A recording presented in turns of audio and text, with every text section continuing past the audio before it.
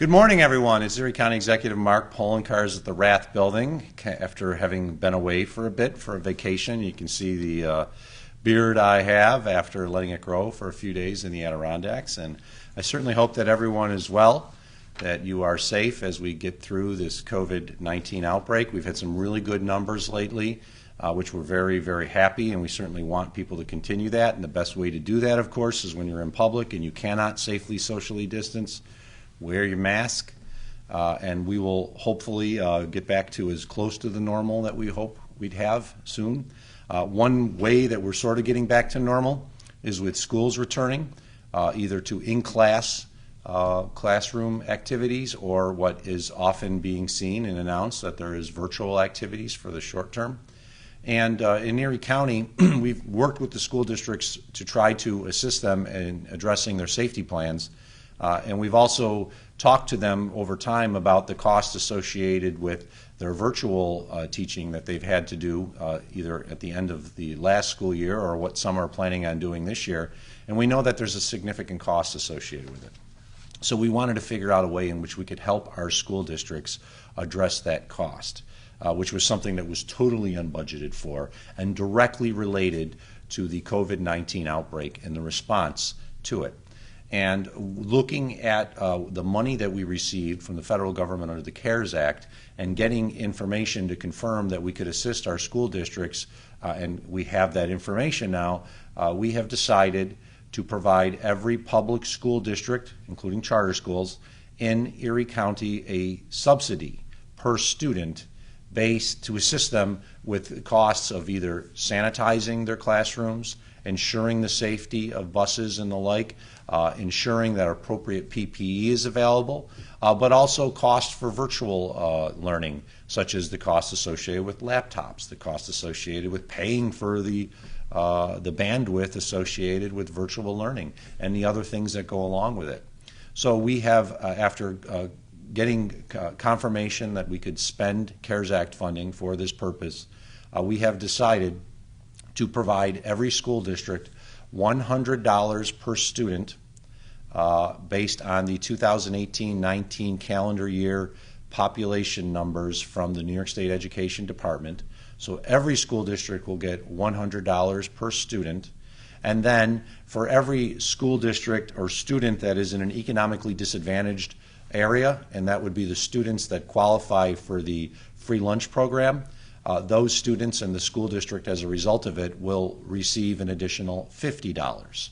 So some school districts will receive $100 per student, others will receive $150 per student, depending on whether the student qualifies in the economically distressed zone, basically in a poverty area, and therefore automatically gets the free lunch program as provided by the federal government and the state government.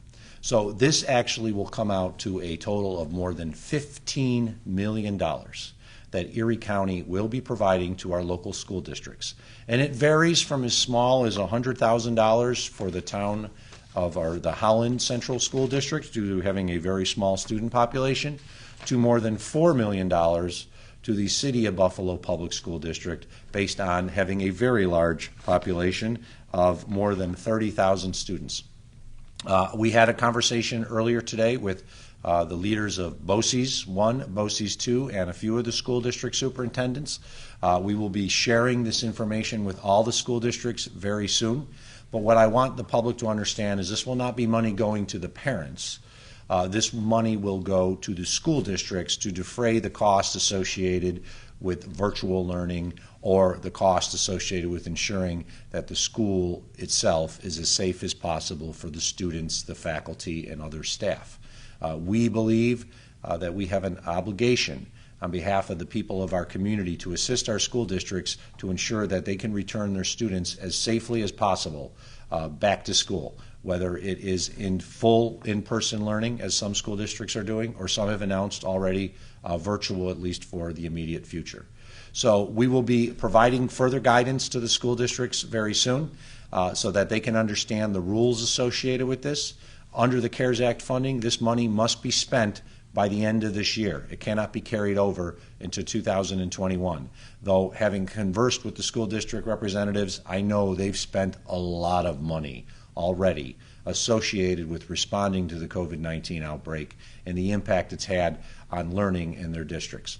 So I want to thank the members of our staff who were able to confirm this, that we can spend the money this way. I also want to thank the Erie County Legislature for previously giving my administration the power to spend CARES Act funding in a way that best supports our greater community. So to the members of the legislature who supported that, I thank you as well. And to the parents out there, Erie County does not make a determination as to whether or not a school district's plan is the best plan. We don't have that power. We don't do that. But we can assist school districts this way to ensure that they can provide, hopefully, the best plan possible by funding their efforts to protect students, to protect teachers, to protect staff when they're in school, and to provide the necessary means so when they're doing virtual learning at home, they have the ability to actually do virtual learning through the provision of laptops and other materials that are necessary. So on behalf of the people of Erie County, I want to thank everyone who played a role in making this possible. The school districts will be getting much more information and guidance from the county very soon.